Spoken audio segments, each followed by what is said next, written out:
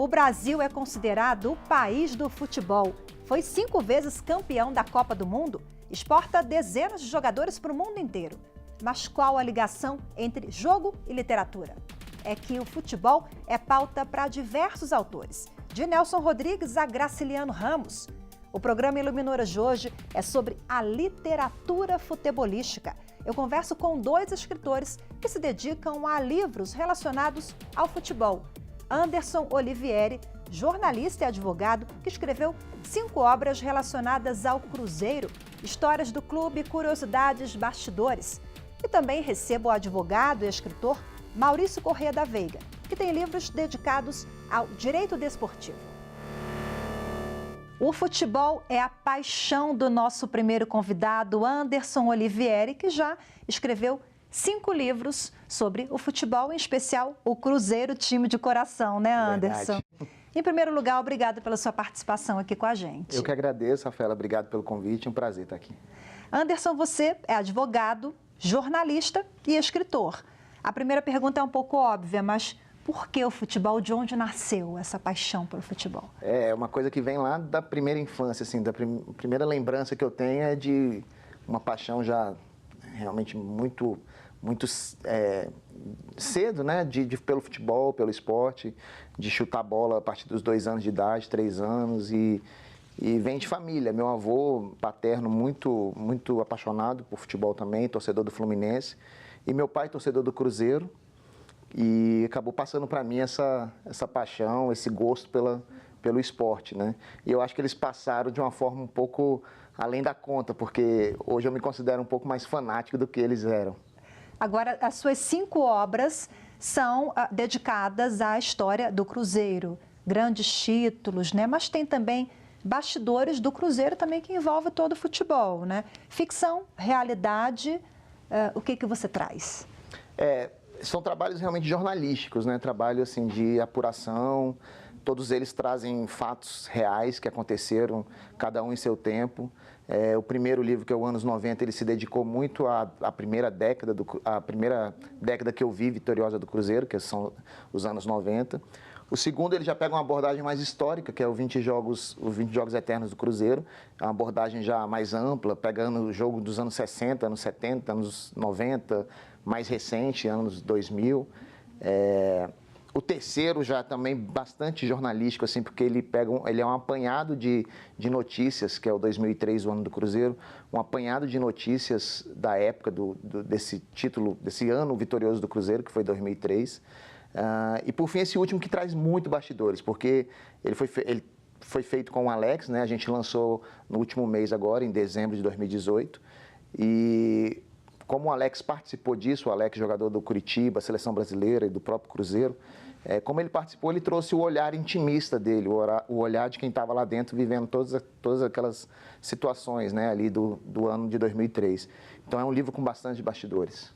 Esse você acabou de lançar, é o mais recente, né? Você fala bastidores, curiosidades, o que vocês apresentam, por exemplo? Assim, ele traz, por exemplo, situações como, por exemplo, em 2003, o Felipe Melo, que é um jogador hoje muito falado no país, né? Polêmico também, o bastante Felipe polêmico. Melo. E na época ele tinha 19 anos de idade e já demonstrava o mesmo tipo de conduta que hoje a gente fez o Felipe Melo conhecido, né? Ele já demonstrava na época. Então, tem passagens com o Felipe Melo ali dentro do vestiário, de situações de jogadores terem que dar uma chegada mais junto nele, porque ele estava, como dizem eles, folgado. Então, tem situações desse tipo, tem brigas de jogador com o Luxemburgo, que era o treinador da época, de quase chegarem às vias de fato. Então, tudo isso só foi possível realmente porque o Alex participou, né? Porque o Alex trouxe o conteúdo e o fato que se passou na época, né? Agora, esse específico 2003, a tríplice história de um time mágico. O Alex, jogador de futebol, contou tudo isso, participou. Agora, os demais têm a sua vivência também no estádio, acompanhando o Cruzeiro, ali, um contato até com jornalistas que cobrem também essa área. Como é que foi o seu trabalho de apuração? Tem esses 2 aspectos, tanto o lado jornalístico da apuração, de resgatar todo esse material, ir lá para pesquisar quanto é que foi o jogo, quem fez os gols, que se passou ali, né, as notícias da época, o que elas trazem a respeito daquele jogo, em termos de bastidores, de situações que ocorreram. E tem também o lado do sentimento, da minha memória, da minha lembrança, que eu procuro colocar no livro também. Não falamos aqui do Cartas do Tetra, que apresenta as histórias do Cruzeiro, Corinthians e Fluminense. Essa obra sua tem a sua participação, tem outros autores também. Como é que é esse trabalho? Esse foi feito com o Paulo Roberto Andel, um tricolor do Rio de Janeiro, e o Fabrício Junqueira, que é corintiano lá de São Paulo. É um livro muito legal porque são histórias de 2014, ano que o Cruzeiro foi campeão brasileiro. E a ideia foi do Paulo Roberto, da gente ficar trocando cartas, porque assim que o Campeonato Brasileiro começou em 2014, a expectativa era que Cruzeiro, Corinthians e Fluminense vencessem, chegassem ao final disputando o título.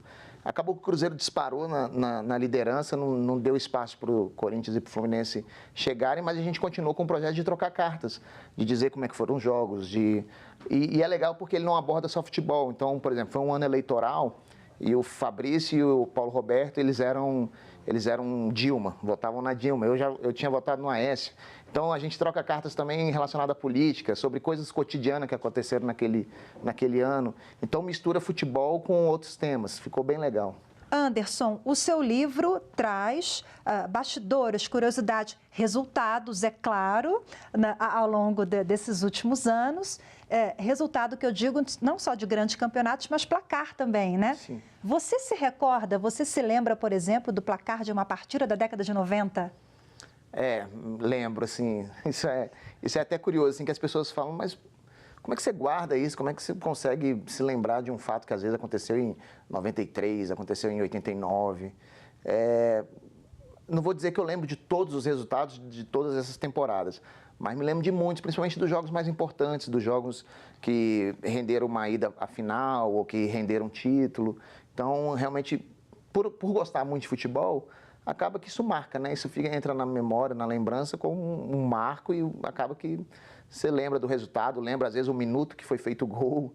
É um negócio curioso. Temos um projeto aí muito bacana saindo do forno, que é uma biografia do jogador Miller. Foi jogador na década ali de 90, 80, 90, seleção brasileira. Conta pra gente como é que está esse trabalho. Eu acho que aquele trabalho de apuração, de ir às fontes, de vasculhar documentos, de entrevistar pessoas, aquilo me seduzia, né? Eu me sentia um pouco tentado a fazer um trabalho desse. E aí surgiu o Miller, que é um personagem muito controverso, vitoriosíssimo em campo, né, de muitos títulos, 3 Copas do Mundo, participou de 86, 90 e 94, quando ele foi tetracampeão com a seleção. E a carreira dele em campo, então, muito vitoriosa. Só que fora, um pouco conturbada, muitos problemas, era um pouco indisciplinado, né, então tem muitos causos de indisciplina, né, de situações assim que acabaram levando a um final um pouco melancólico de carreira dele. Então foi tudo isso que me seduziu a escrever. E aí tem 2 anos que eu me dedico a esse projeto. Você já ouviu quantas pessoas? Já passou de 150 entrevistas. Muitas pessoas. Fui à terra natal dele, que é Campo Grande, Mato Grosso do Sul. Fui à Itália, onde ele jogou por 3 anos. Rio de Janeiro, São Paulo, Belo Horizonte. Enfim, andei bastante e ouvi muita gente. Tem sido um trabalho muito legal. Era realmente um sonho, uma obsessão que eu tinha, de fazer um trabalho de fôlego e um trabalho desse tipo. E transitar também fora do Cruzeiro, né? Sim, sem dúvida. O Miller teve uma passagem pelo Cruzeiro em 98, durou até 2000. Depois ele voltou rapidamente em 2001, mas foi muito rápido. Mas o grande clube da história do Miller foi o São Paulo, né? Então, onde ele foi campeão do mundo, ele jogou nos 4 grandes de São Paulo. Então, a carreira dele é muito mais paulista do que mineira. E a minha curiosidade sobre a carreira dele não tinha nada a ver com essa passagem pelo Cruzeiro. Era realmente por saber o tamanho daquele personagem dentro de campo e pela história realmente conturbada que ele viveu fora. Anderson, literatura e esporte sempre tiveram presentes na sua vida. O Anderson, durante muitos anos, teve uma coluna no jornal impresso, que infelizmente não circula mais aqui em Brasília. A coluna chamava Gol de Letra. Isso. Eram crônicas? Eu gostava de dar essa pegada, como eu sempre gostei muito de Nelson Rodrigues, Armando Nogueira, que era o pessoal que escrevia de uma forma um pouco romanceada, eu eu cometi a ousadia de tentar imitá-los, né? Mas era uma tentativa fracassada, porque não dá para chegar aos pés desse pessoal. Mas eu gostava de dar um pouco esse toque romanceado, esse toque de crônica, né? De pegar um episódio da rodada de final de semana e, em cima daquilo, dar uma romanceada, dar um toque um pouco mais melancólico, às vezes. Então, era essa a pegada. Você falou agora há pouco em imitar, né, grandes nomes. Armando Nogueira, você citou até Graciliano Ramos, também. Nelson Rodrigues. Nelson Rodrigues, por exemplo, um grande nome da literatura, um cronista, jornalista, se dedicava muito, apaixonado pelo futebol. Te inspira? Muito, muito. Até porque, assim, ele tem uma crônica que é belíssima de 6 de dezembro de 1966, que o Cruzeiro tinha vencido naquele dia. Na verdade, a crônica é do dia 7. O Cruzeiro tinha vencido naquele dia o Santos de Pelé, dentro do Pacaembu, e se tornado campeão brasileiro, campeão da Taça Brasil. E aí ele escreveu uma crônica lindíssima, ele terminava dizendo que aquele era o melhor time do mundo. Então tem um cara que, como Nelson Rodrigues, escreve isso sobre o seu time, você não tem como não amar. A literatura dita tradicional, romance, ficção, contos, ela sempre tem espaço, né, nas livrarias, nas editoras. Agora, esse tipo de literatura futebolística, você acha que tem também esse espaço nas editoras, nas livrarias, os leitores procuram? Eu acho que ainda não é o espaço que o tema merece. Eu acho que futebol, por ser algo tão forte, né, cultural em nosso país, eu acho que era um tema que merecia uma melhor abordagem das editoras, né, mais autores se dedicarem ao tema. Eu acho que ainda não é o ideal. Embora tenha havido um crescimento nos últimos anos inegável, assim. Hoje você vai a uma livraria, você percebe que as prateleiras sobre livros de esporte, o futebol domina e já tem muitos títulos, coisa que há 5, 10 anos atrás não existia. Então, eu acho que merece ser mais bem trabalhado o tema editorialmente falando. Mas já houve um crescimento, isso é inegável. Mais devagarzinho a gente chega lá, né, Anderson? Nada mais justo, o Brasil, o país do futebol, que tem espaço também para a literatura futebolística, né? Sem dúvida. Obrigada mais uma vez pela sua participação, Anderson. Parabéns pelo seu trabalho. Eu que agradeço, Rafaela. Obrigado pelo espaço e estou à disposição de vocês. Até breve. O programa Iluminuras faz agora uma breve pausa. Daqui a pouco a gente volta a falar sobre literatura e futebol. Até já.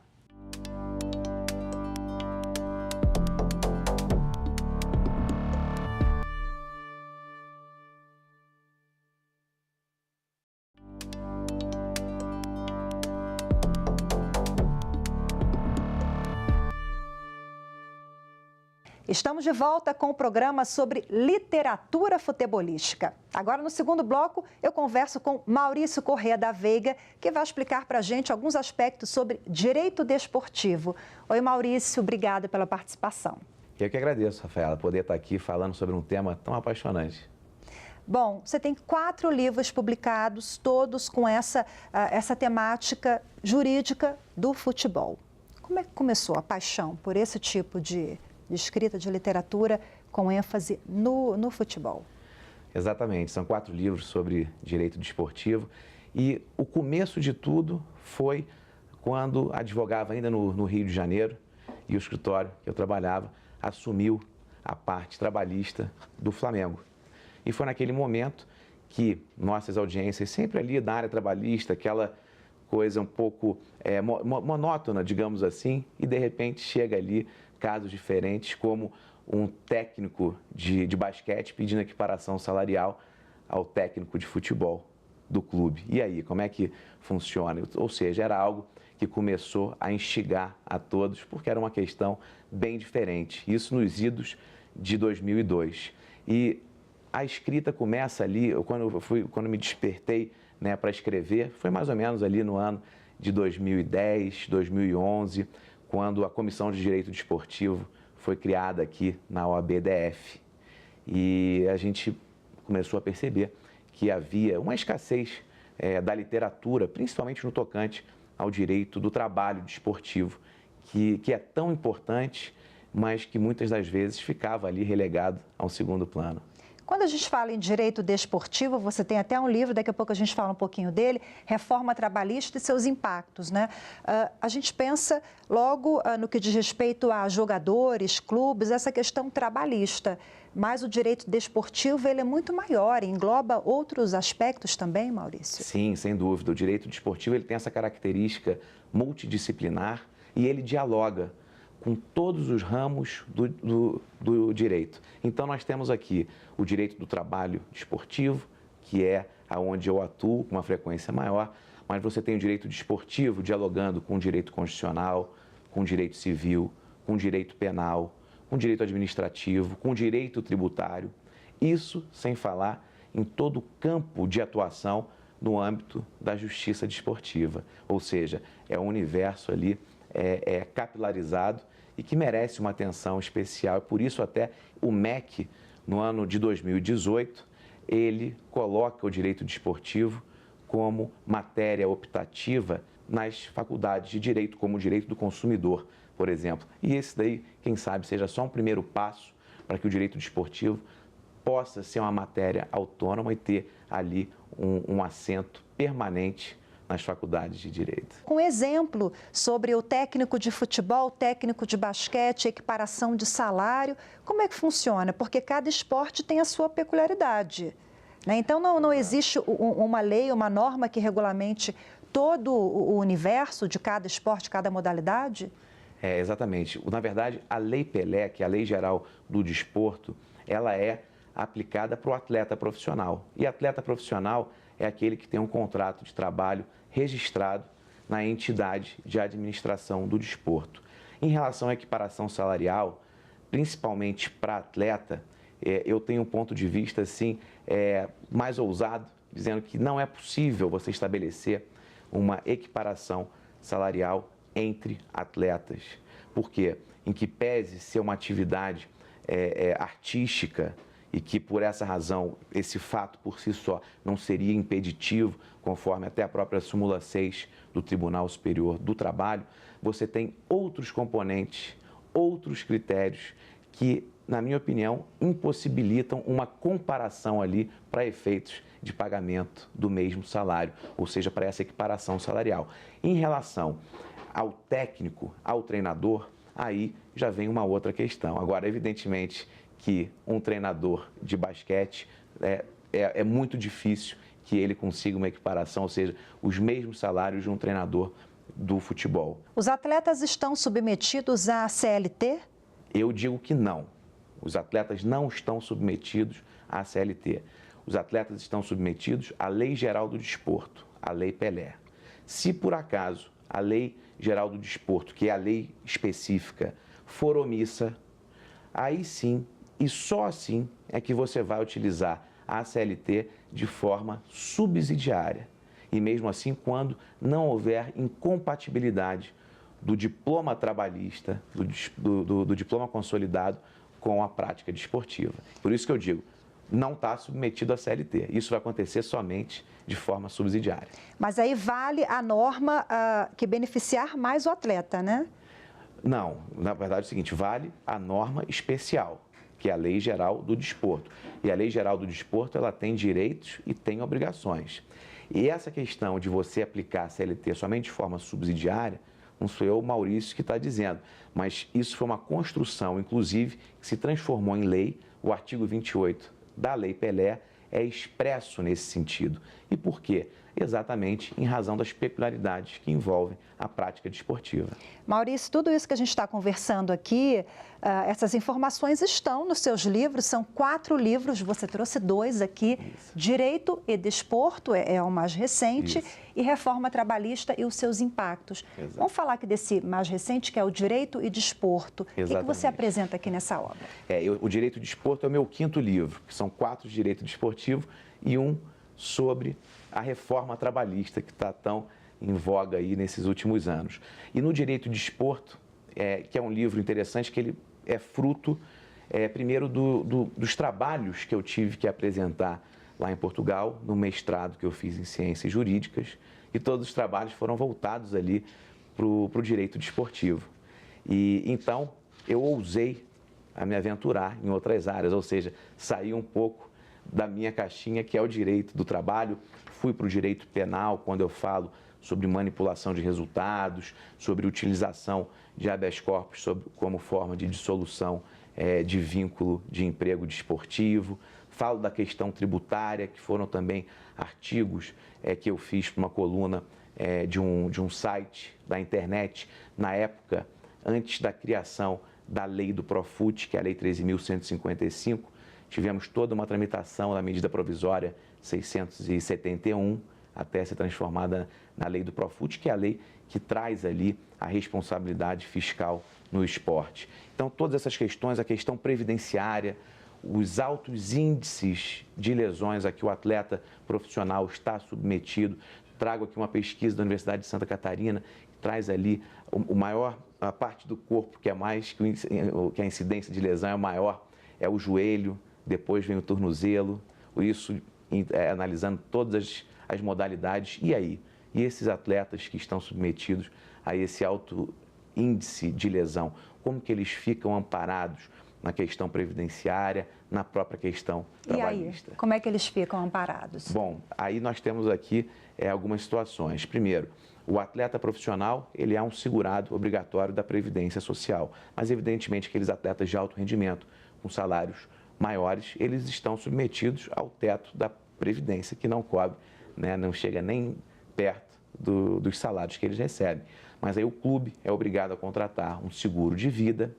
Existe uma proposta de emenda constitucional que prevê a previdência complementar do atleta. Esse, sim, para mim, é o ponto nevrálgico, o ponto mais importante para que o atleta fique amparado, tendo em vista que a carreira dele, a carreira esportiva, ela é muito curta. Também alto índice de depressão entre os atletas profissionais, em razão de um alto índice de cobranças, enfim.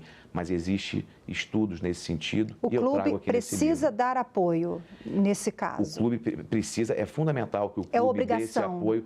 O clube ele é obrigado a contratar o seguro contra acidente de trabalho e o seguro de vida, por exemplo.